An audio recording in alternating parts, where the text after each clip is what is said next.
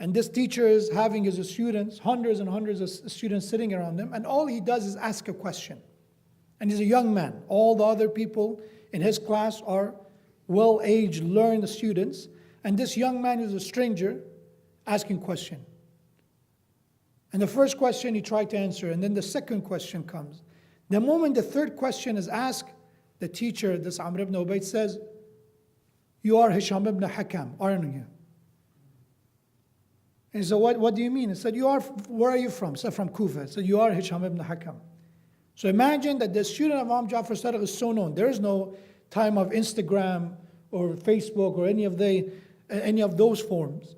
Somebody from Kufa come to Basra, hundreds of kilometers and miles away, and they know of him without, again, any actual meeting in person. That's how they become, in sense, known and famous, infamous among people. This is the focus of Imams Ahlul Bayt alayhi salam. To raising and training these kind of students that each of them are able to represent Ahlul Bayt alayhi salam.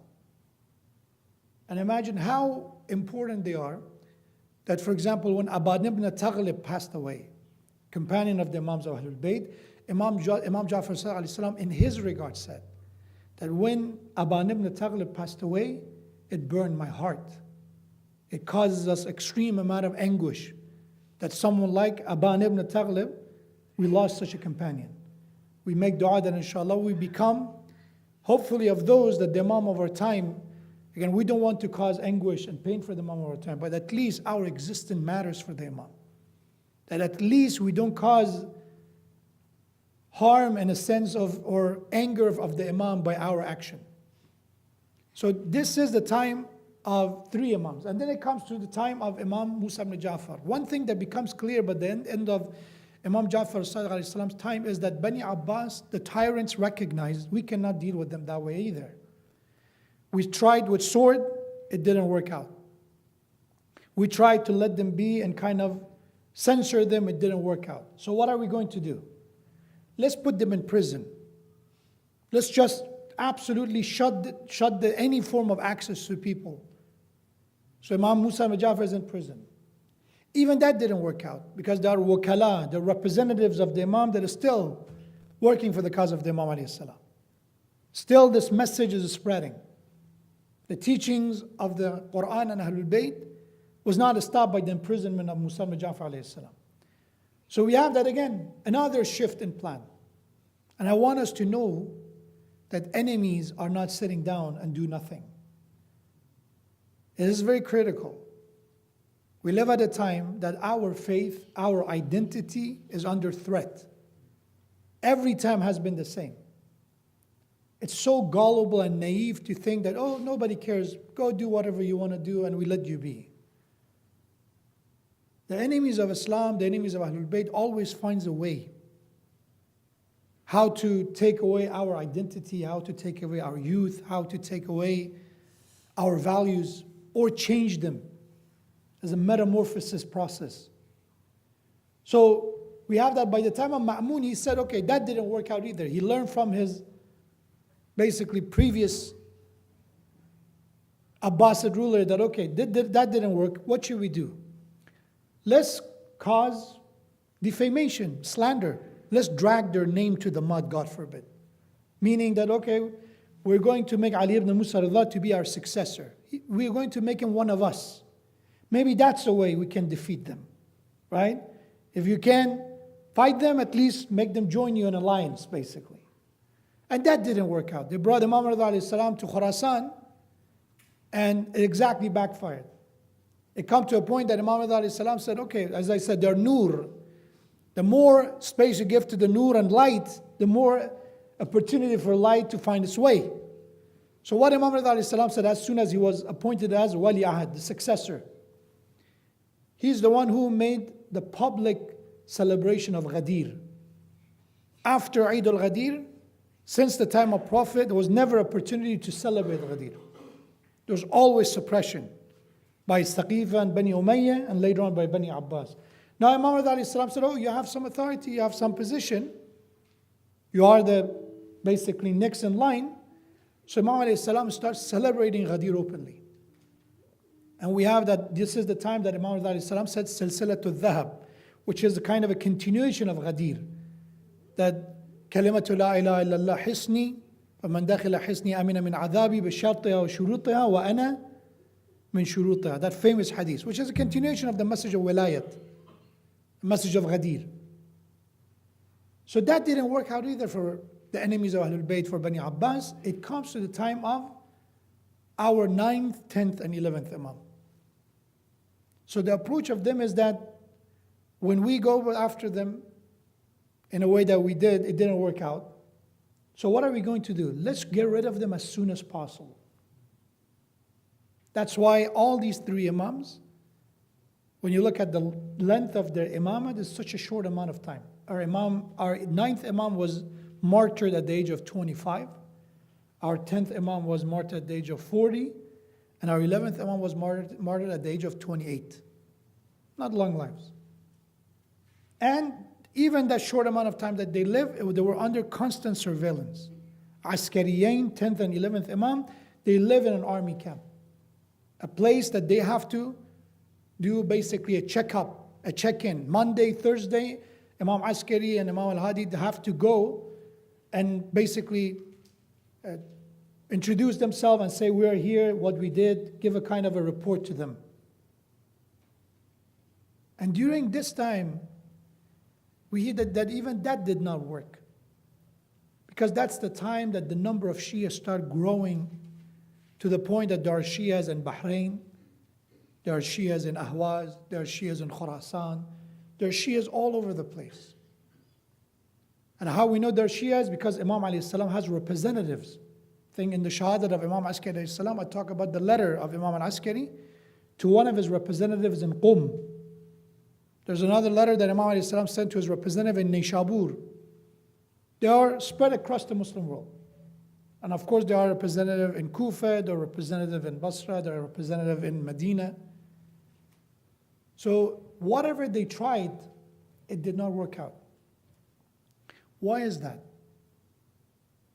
I started with the ayah of the Quran when Allah subhanahu wa ta'ala says, أَفَحَسِبْتُمْ أَنَّمَا خَلَقْنَاكُمْ عَبَثًا.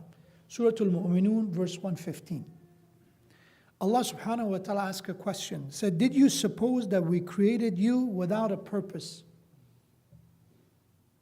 That we created you a chaos of the world, as some people have chaos theory, by the way. That this world is the way it is a mess. There are tyrants, there are oppressors, there are dictators, there are zalimeen. There are always some form of injustice ongoing. So it is what it is. It's a mess. And Allah asks a question. Do you think that we created you without a purpose? There is no point, there is no aim. وَأَنَّكُمْ إِلَيْنَا لَا تُرْجَعُونَ. That you will not be brought back to us. That ultimately this life has to lead you somewhere. فَتَعَالَى اللَّهُ الْمَلِكُ الْحَقِّ. So exalted is Allah subhanahu wa ta'ala. لَا إِلَهَ إِلَّا هُوَ رَبُّ الْعَرْشِ الْكَرِيمِ. That there is no God except Him, the Lord of the noble throne. Allah said, do you think who is in charge? If I'm in charge, I have a purpose. And it means that even when my prophets are persecuted in the time of Ahlul Bayt, in the time of Anbiya, do you think I led my message to be destroyed and disappear? The same as in the time of Ahlul Bayt alayhi salam. That the objective is to get rid of them. Do you think I let that happen? What kind of a guesswork, what kind of a assumption is this for you to think that Allah will let the truth to eventually, God forbid, be destroyed? Yes, truth will be ignored, truth will be denied, rejected, but truth will not disappear. That's the key. That you can try, as I say, shut down the light from the source, but you will fail. Because the promise of Allah subhanahu wa ta'ala is that the truth will never be completely destroyed. That's the promise of Allah. وَنُرِيدَ أَن نَمُنَّ عَلَى الَّذِينَ اسْتُضْعِفُوا فِي الْأَرْضِ نَجْعَلَهُمْ أَئِمَّةً. The promise of Allah is, this is the decree of Allah. This is the design of Allah. That the truth will not be defeated. Yes, there are moments that those who are representing the truth will be persecuted, they will be oppressed, they will be imprisoned, but it will never be a moment that truth completely will be defeated. We don't believe in that. And that's why in every given time we believe there is a hujjah of Allah. There should be a proof of Allah subhanahu wa ta'ala. The proof of what? Hujjatullah, which is the title of the Ahlul Bayt alayhi salam. In the time of the prophets, they were Hujjatullah. They were the proof of Allah. They were the arguments of Allah. In the time of Ahlul Bayt, each of the Imams are the Hujjatullah. Meaning that Allah subhanahu wa ta'ala, the argument that I did not khalaqnakum abatha. The argument that your life is with a purpose. Your life has to be established based on haqq and truth. Even as Quran says, أَكْثَرُهُمْ لَا يُؤْمِنُونَ. Even when majority don't believe. قَلِيلٌ مِّنْ عِبَادِيَ الشَّكُورِ. Even when majority will be ungrateful. Even when majority, as Quran says, will choose the wrong side. Even at that moment, do not forget that truth will not be defeated. That's why Quran says that in the time of the previous prophets, I think I talked about this last time, but it's relevant to our situation, to our time. In the Battle of Ahzab, there was a moment that this battle, which is the battle of parties, was intensifying. It was getting worse and worse. It was getting very tough.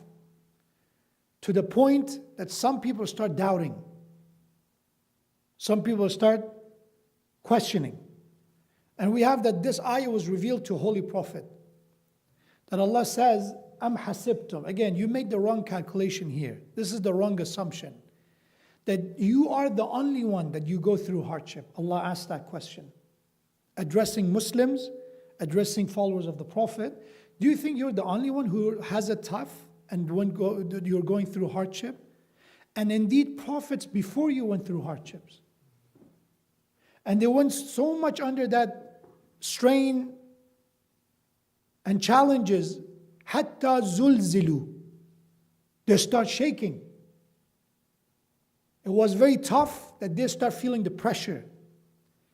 And they said, Mata Nasrullah.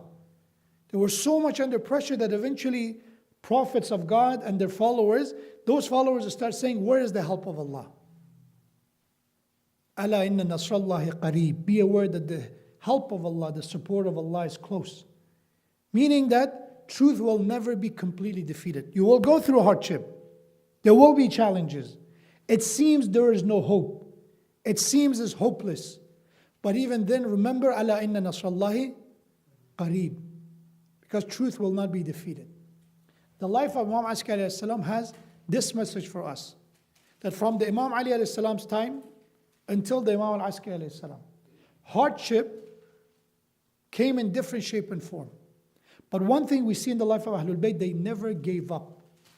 They found a way to make sure the message get to people.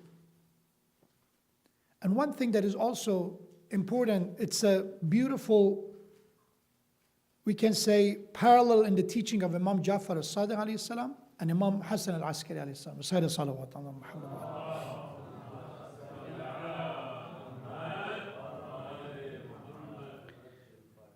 There is a riwayah from the Imam al-Askari alayhi salam, and similar word been said by our sixth Imam as well, which Imam alayhi salam says, Kunu lana zayna, wa la takunu lana shayna.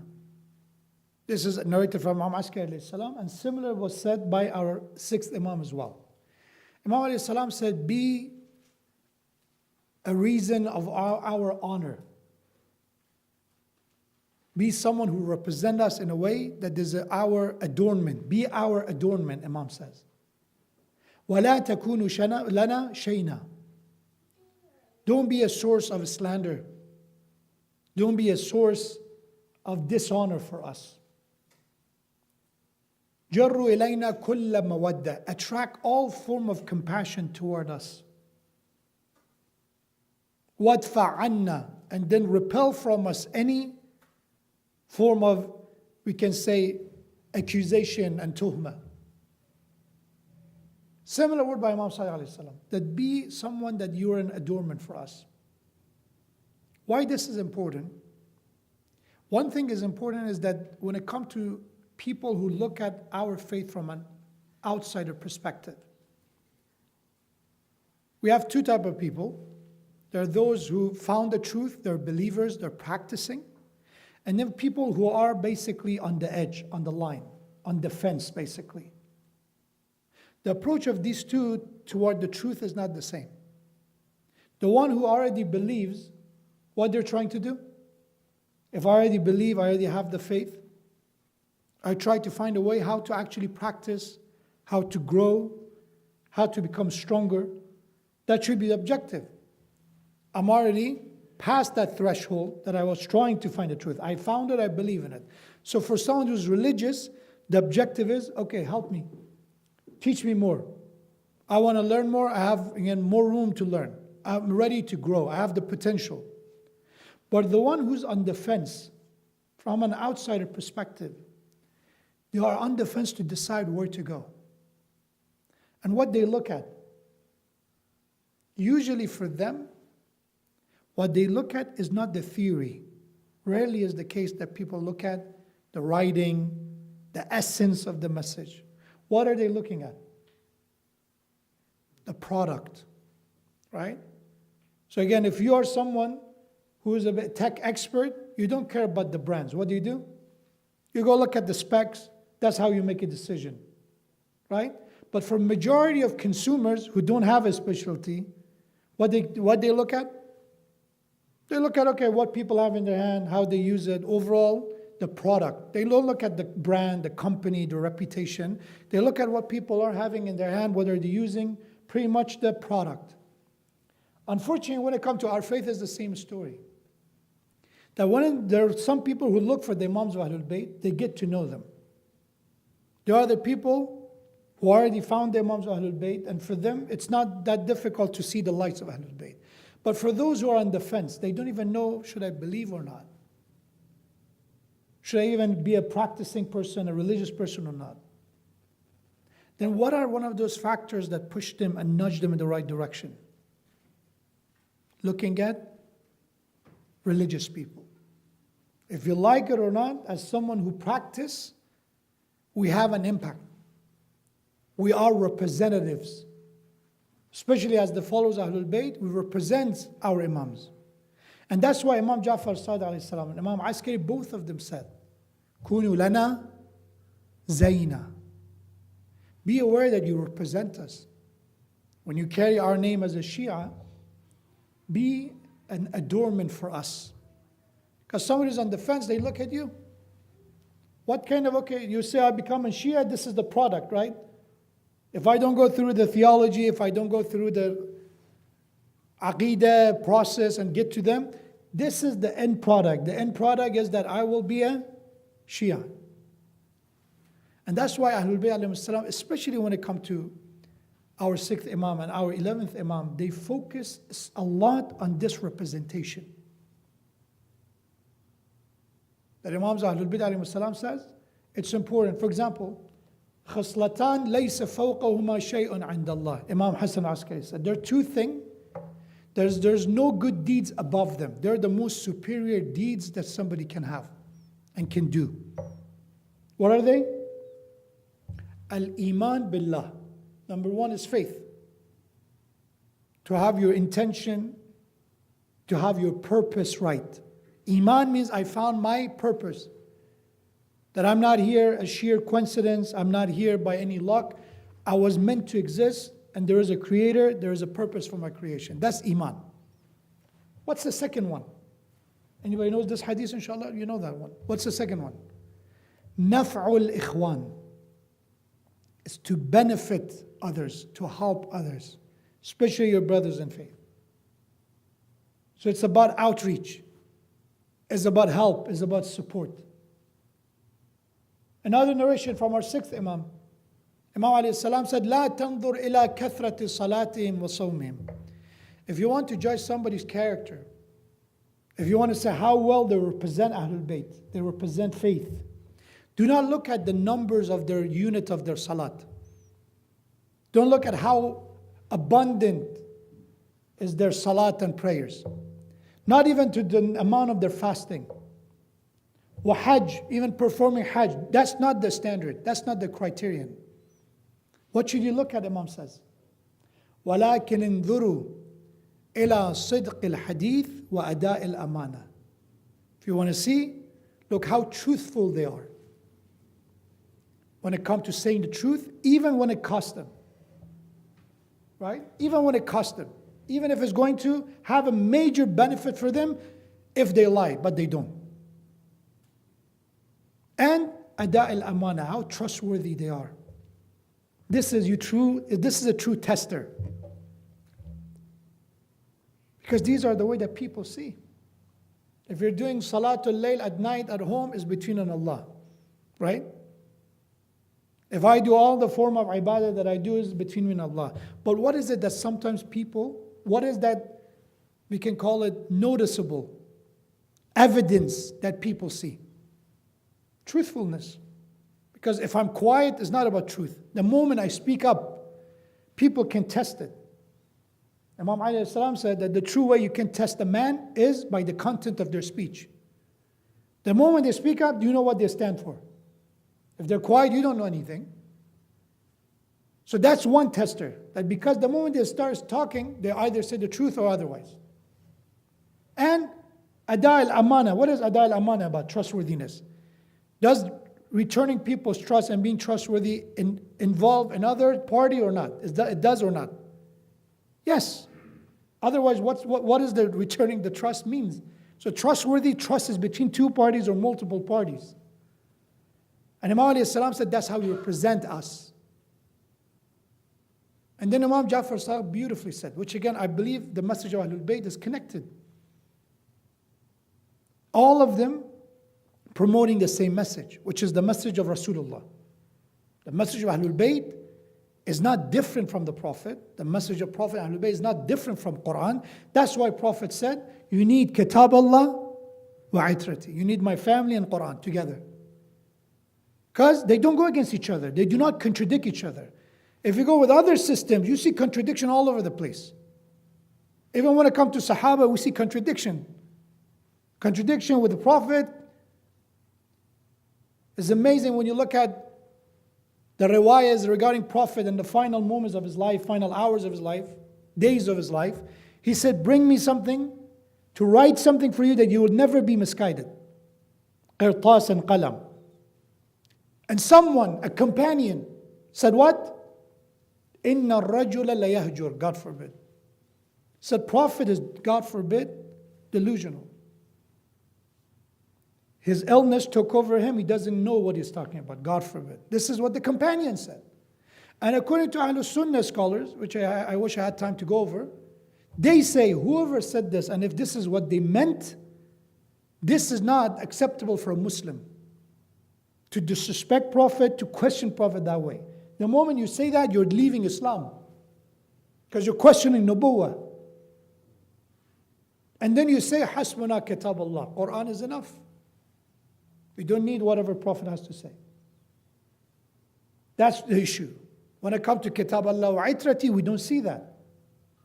That's why if any hadith is attributed to Ahlul Bayt, it's been said that is from Ahlul Bayt, but is against Quran, is in direct contradiction to Quran, then we reject that hadith. No question asked. This is what Imam Sadiq and the Ahlul Bayt themselves said. That our message will not be contradictory to Quran. Not the way do tafsir of it and give it a twist. No. If there's what Quran says, and this riwayah says exactly what opposite of Quran is directly, that's unacceptable. فَضْرِبُوهُ عَلَى الْجِدَارِ. Throw it out. That hadith is unacceptable. So Imam Ja'far Sadiq himself said, when you're representing us in public, do it in a way that people know you by your truthfulness. People know you by your trustworthiness. Why? Because when you are upholding yourself with proper values, when you represent yourself with a good character, what people say?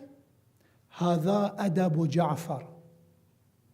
They will say, this is a follower of Ja'far ibn Muhammad as-Sadiq.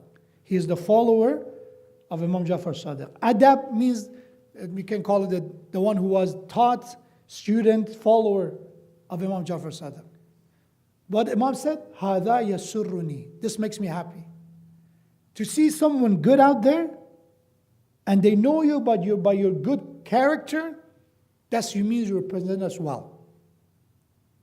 Or God forbid, if you're known for your misdeeds, you commit a sin, you're someone that you're known in public as a bad person, as an untrustworthy person. And they say, oh look, this bad guy, he or she is a Shia or is a Adabu Ja'far. And Imam said, that upsets me, that breaks my heart. That you're out there representing us. You call yourself a Shia of Ahlul Bayt. So Imam Askari salam, it left us this very, very important message, which is, again, there are scholars which their job is to work on the details, basically. Look at the hadith, argue about reliability, authenticity of the hadith. They are the ones who publish books. There are debates that they engage. These are for people who have the time, who have the expertise for it.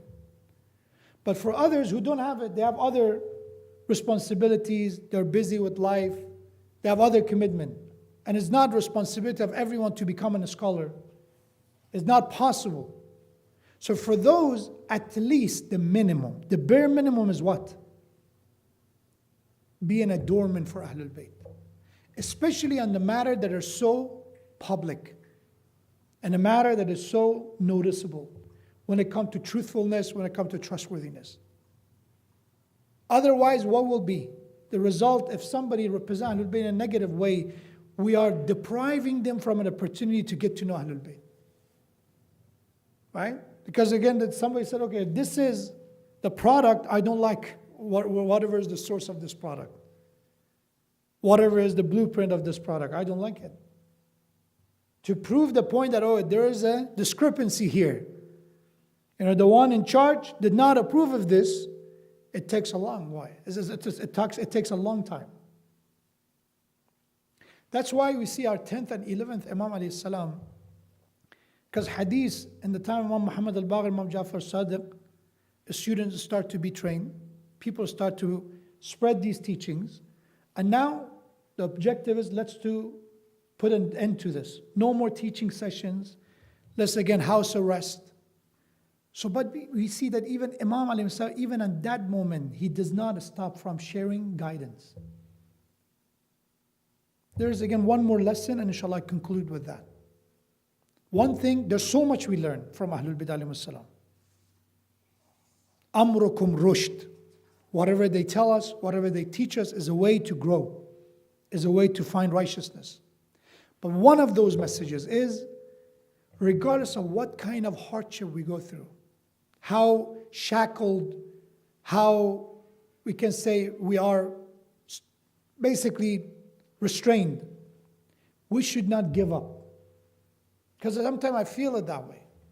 We say, we don't have the resources, we don't have the power, we're always being surveilled, we are always pushed, and that becomes an excuse for people to give up. So you know what? There's nothing we can do.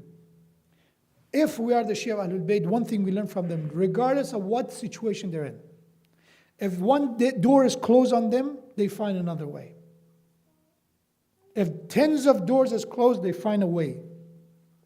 You will never find an Imams of Ahlul Bayt stagnant. You will never find an Imam idle, do nothing.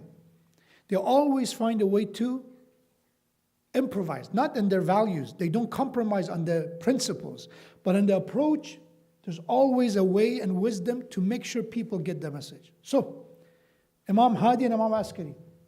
In Askariyain, the hadith does not get out there, hardly letters in a very, very complicated, very secretive way, the message is sent. But what are we going to do with average people? Average people don't have access to hadith.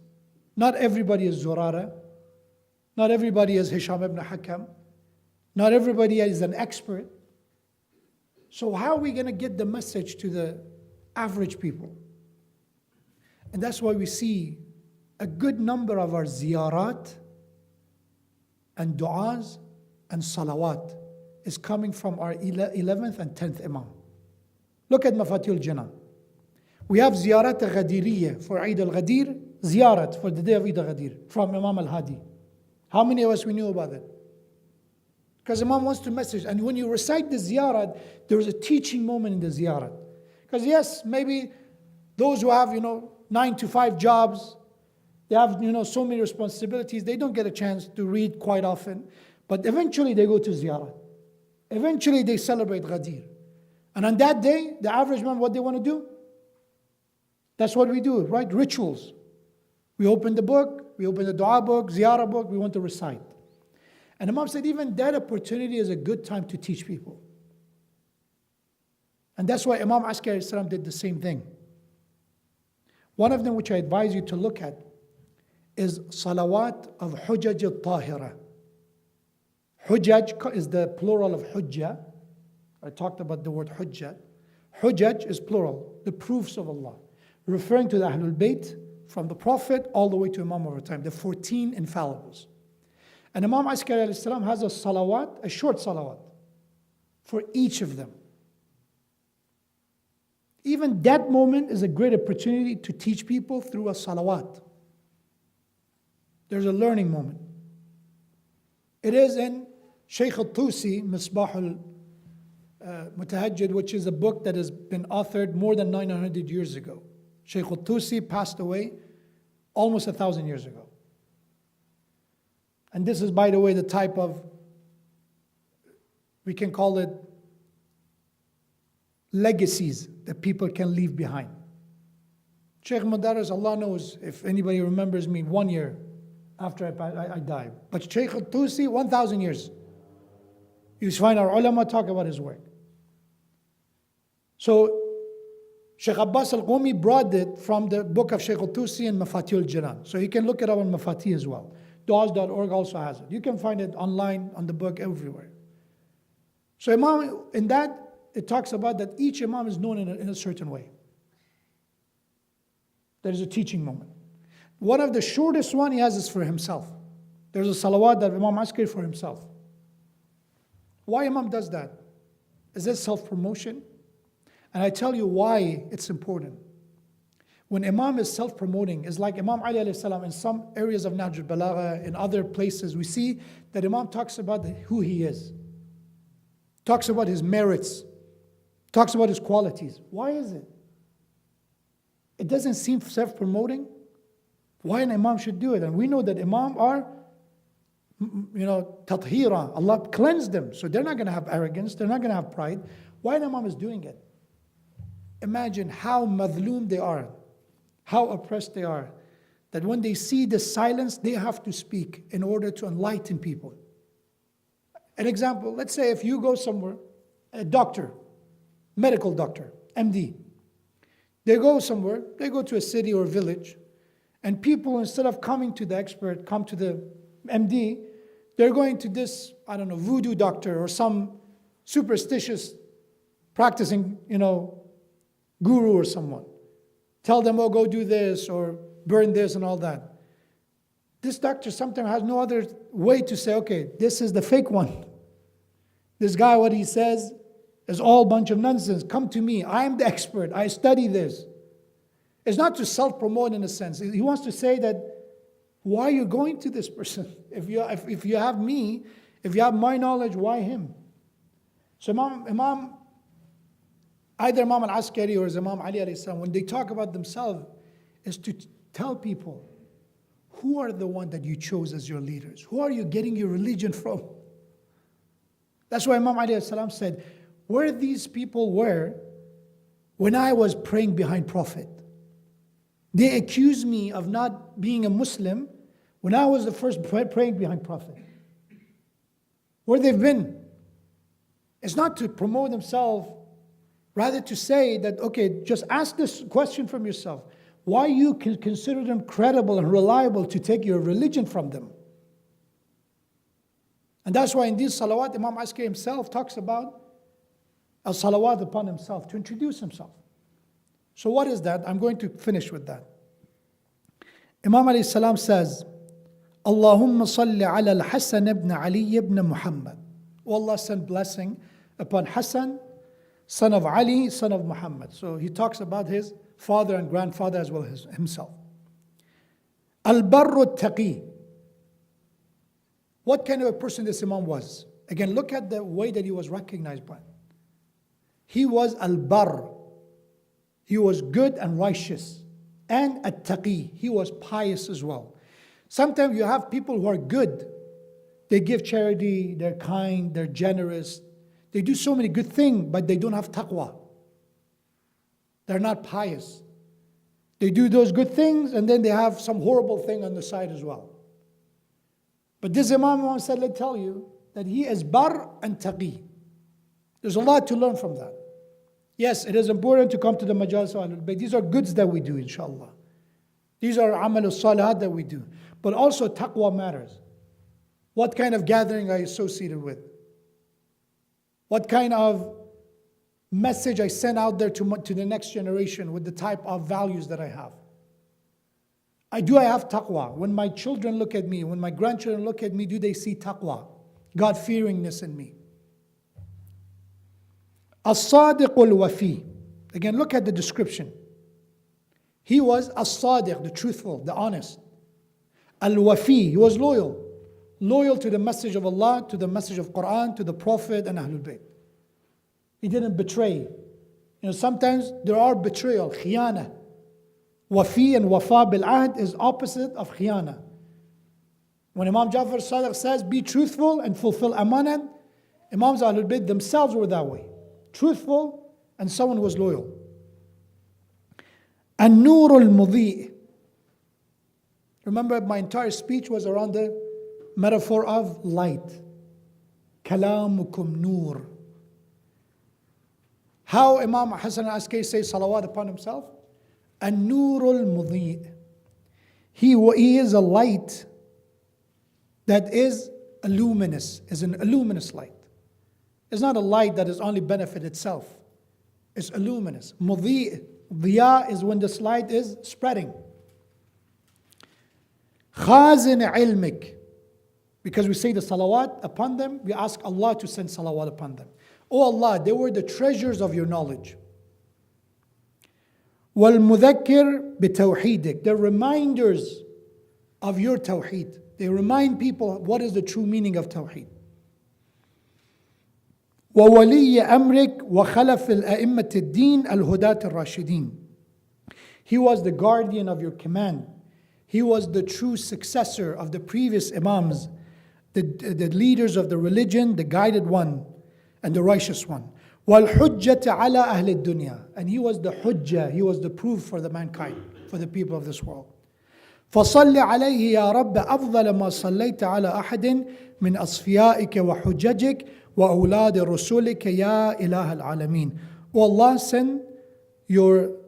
our Lord, send the best of your salawat, the most prime form of your blessing upon one of the chosen ones, and one of your hujjah and the proof, and the children of your Prophet, O Lord of the world, Ya Ilah al-Alamin. So even in this salawat is a teaching moment for the masses, that when you recite this salawat for the sake of thawab, and we can do it, these are 14 salawat, you can divide it, 1 or 2 of them every day, and each of them is not going to take you 2 minutes. But there's an opportunity to learn. And I wanted to finish because we don't forget that although we're celebrating the Wiladat of our 11th Imam, obviously we're not forgetting what's happening in the world and what's happening in Lebanon and Gaza.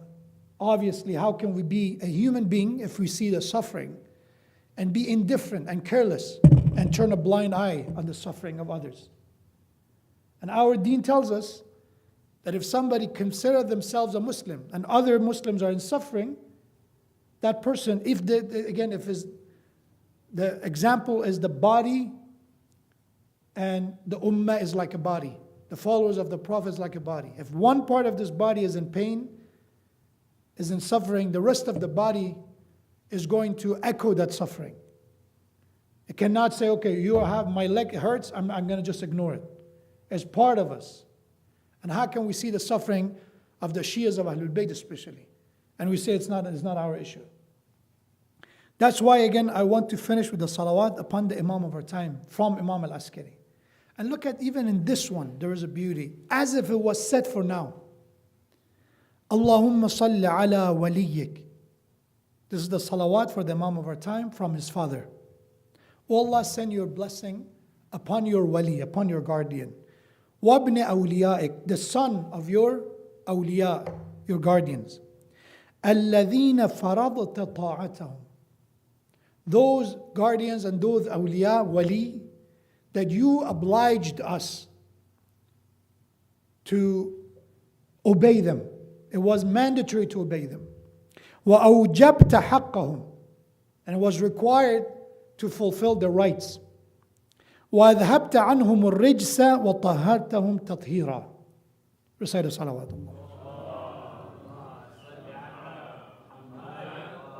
Which is from the Quran, that you purify them from any corruption, from any pollution, and you cleanse them and purify them thoroughly. Allahumma ansurhu wantasir bihi ladinik. Oh Allah, help him, support him, and help your deen and religion through him. Wansur bihi awliyaak. Ya Allah, through our Imam, help your awliya. Wa awliya'ahu. And Ya Allah, help those who are the awliya, the followers of the Imam of our time. Wa shi'atahu. Not only those who love him, but also his Shia, the Shia of Imam of our time. Wa ansarahu. And Ya Allah, help and support those who are the helpers of the Imam of our time. Waj'alna minhum. And Ya Allah, help us to be one of them, among them. Allahumma a'idhu min sharri kulli baghin wa tagh, until the end of the salawat, which is a few more lines, but I wanted to end the speech with the salawat upon the Imam of our time. And our dua will be the dua of Imam Askari alayhi salam, that Ya Allah, hasten in the coming of the hujjat, the last hujjah, baqiyatullah, the last reserve of Allah subhanahu wa ta'ala. And Ya Allah, help him, as you promised, that truth will be established, justice will be established by his hand. And may Allah subhanahu wa ta'ala help those who are awliya of the Imam of our time, those who are the followers of the Imam of our time. May Allah help those who are the Shi'as of the Imam of our time, inshallah. May Allah subhanahu wa ta'ala make the true day of celebration and the true joy and happiness to be the coming of the Imam of our time. And we see the day that Quds, and once for all we see the Palestine will be free. And we ask Allah subhanahu wa ta'ala to grant relief and end of suffering for all the madloom, all the oppressed of the world, especially right now, what we see, the genocide in Gaza and Lebanon. May Allah subhanahu wa ta'ala bring an end to their suffering with the salawat ala Muhammad wa ali Muhammad.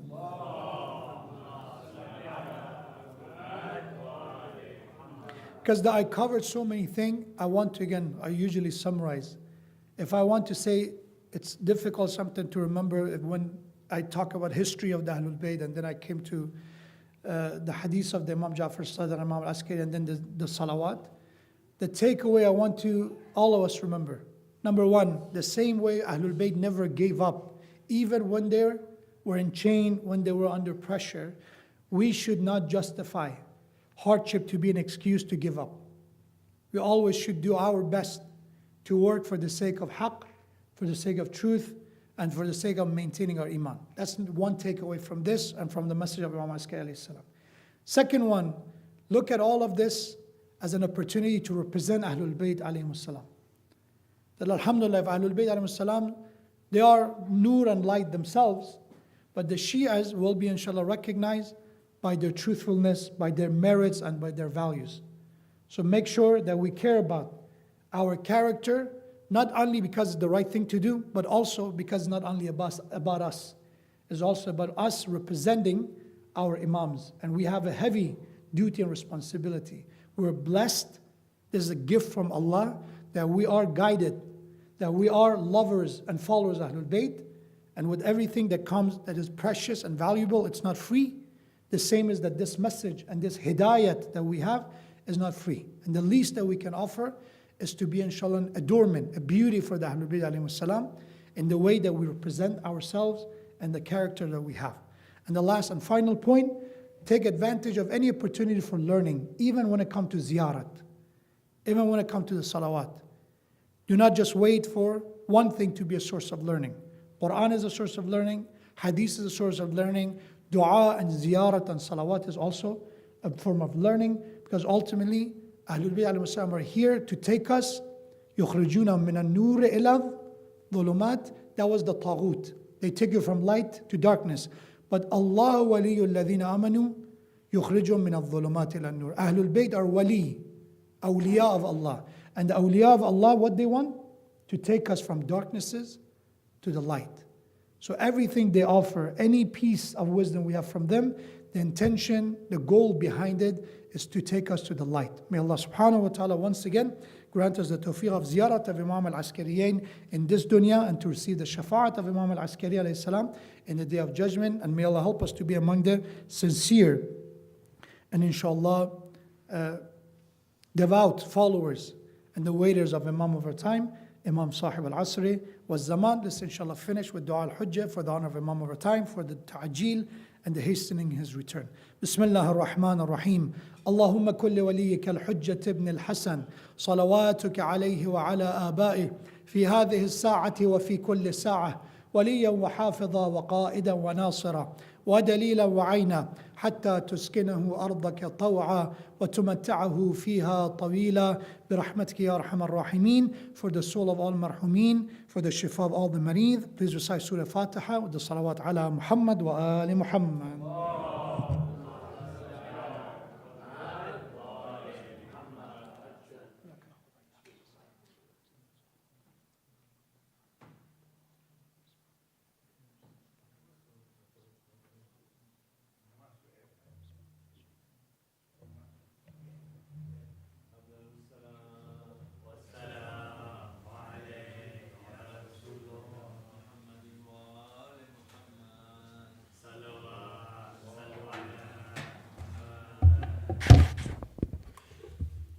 أفضل السلام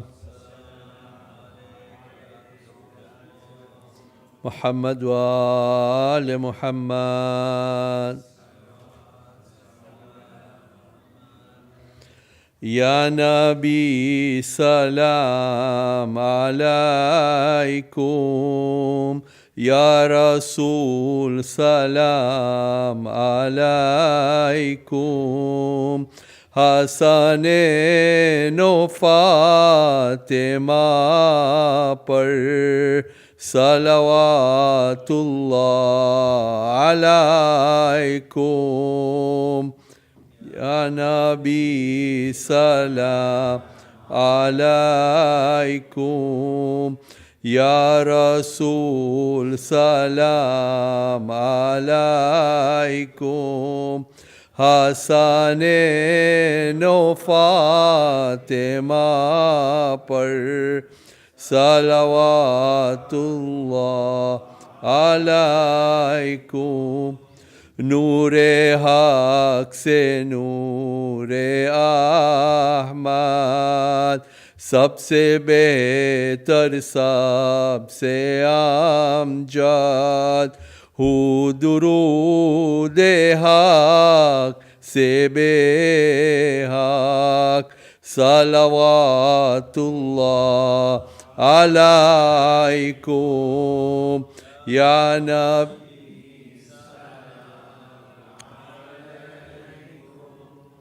یا رسول سلام،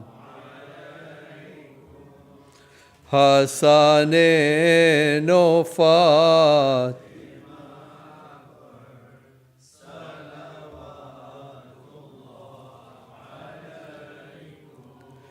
یا محمد نام پیارا، عرش پر حق نے پکارا، سچ پیمبر ہے یہ ہمارا، صلوات اللہ علیکم.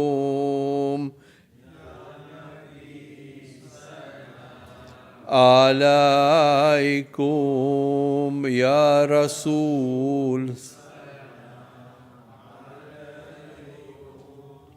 Hasnain व फातिमा पर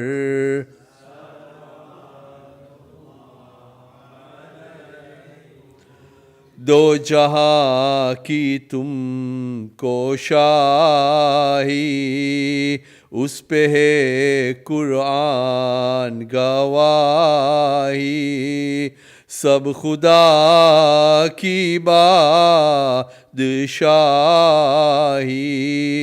सलवातुल्लाह अलैकुम सलाम अलैकुम या रसूल सलाम अलैकुम हसनैन व फातिमा पर वाह ज़ुब्दा-ए औलाद-ए आदम मेवा-ए बुस्तान-ए हाशम साहिब-ए मक्का व ज़मज़म सलवातुल्लाह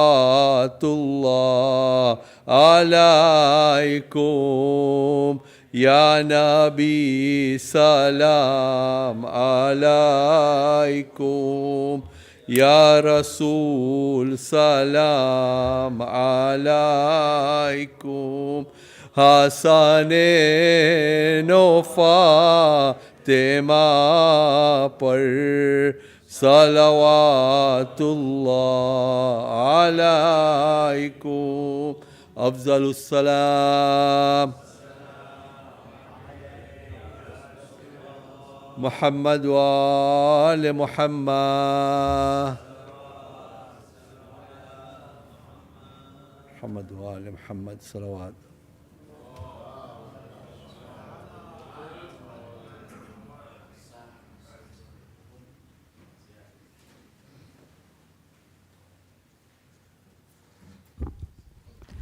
अस्सलामु अलैका या रसूल अल्लाह अस्सलामु अलैकी या फ़ातिमत ज़हरा अस्सलामु अलैका या अली इब्न अबी तालिब अस्सलामु अलैका या हसन अल-मुज्तबा अस्सलामु अलैका या हुसैन अश-शहीद व इब्न अश-शहीद अस्सलामु अलैका या अली ज़ैन अल-आबिदीन अस्सलामु अलैका या मुहम्मद अल-बाक़िर अस्सलामु अलैका या जाफ़र अस-सादिक़ अस्सलामु अलैका या मूसा अल-काज़िम अस्सलामु अलैका या अली अर-रिदा अस्सलामु अलैका या मुहम्मद अत-तक़ी अस्सलामु अलैका या अली अन-नक़ी अस्सलामु अलैका या हसन अल-अस्करी व रहमतुल्लाहि व बरकातुहू अस्सलामु अलैका या साहिब अस्र व ज़मान अल-अमान अल-अमान अल-अमान अस्सलामु अलैका या खलीफत ar-रहमान अजलल्लाहु दार फरजक व दहूरक जमीअन व रहमतुल्लाहि व बरकातुहू